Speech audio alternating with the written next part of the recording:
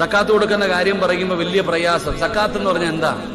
എല്ലാരും വിചാരിച്ചിരിക്കുന്നത് കുറച്ച് 100ന്റെ നോട്ട് 50ന്റെ നോട്ട് ബാങ്കിൽ പോയിട്ട് മേടിച്ചോണ്ട് വന്ന് പെണ്ണുമ്പിള്ളി എടുത്ത് കൊടുത്തിരിക്കുക, വരുന്നവർക്ക് 50 50 50. അങ്ങനെ കൊടുക്കരുത് പെങ്ങളെ, അത് സക്കാത്തല്ല. എന്റെ വാപ്പമാര് മനസ്സിലാക്കേണ്ട കാര്യം, സക്കാത്ത് അതിന് അർഹതപ്പെട്ടവർക്ക് വേണം കൊടുക്കാൻ. ഇപ്പൊ നിങ്ങൾ ആരെങ്കിലും ഇങ്ങോട്ട് നോക്കിയേ, നിങ്ങൾ ആരെങ്കിലും സക്കാത്തിന്റെ പൈസ കൊണ്ടുവന്ന് എനിക്ക് തന്ന നിങ്ങളുടെ സക്കാത്ത് വീടുവോ? എടോ, എന്റെ കയ്യിൽ നിങ്ങൾ ആരെങ്കിലും സക്കാത്തിന്റെ പൈസ കൊണ്ട് തന്നാൽ ഞാൻ പറയും നിങ്ങളുടെ സക്കാത്ത് വീടൂല. എന്തുകൊണ്ട്? സിറാജ് സക്കാത്തിന് അർഹനല്ല. തിന്നാനും കുടിക്കാനും എനിക്കില്ല, ധരിക്കാനില്ല, എനിക്കെന്ത് സക്കാത്ത്?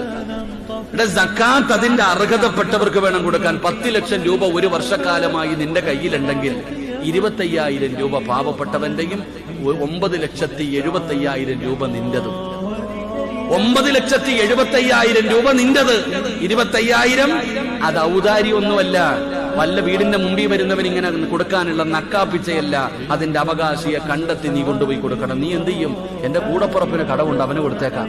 കൂടപ്പുറപ്പിന് 1 സെന്റ് വിറ്റാ കടം വിട്ടാലോ, അല്ലേ? എങ്ങനെ ആരാ ചിന്തിക്കേണ്ടത്? ആർക്കെങ്കിലും കൊടുത്ത സക്കാത്ത് കൊടുക്കേണ്ടവർ ആരാ? അതിന് അർഹതപ്പെട്ടവരുണ്ട്, അവർക്ക് കൊടുക്കണം. എങ്കിലേ സക്കാത്ത് വീടൂ. അല്ലാതെ അവിടെ ഇവിടെയും കൊടുത്തിട്ട് കാര്യമൊന്നുമില്ല. എന്റെ പ്രിയപ്പെട്ടവരെ, നമ്മൾ എന്ത് ചെയ്യും? ആ 25,000 കൂടെ പോക്കറ്റിൽ വെക്കാൻ നോക്കും. അപ്പൊ അള്ള തരുന്ന ശിക്ഷ എന്താ?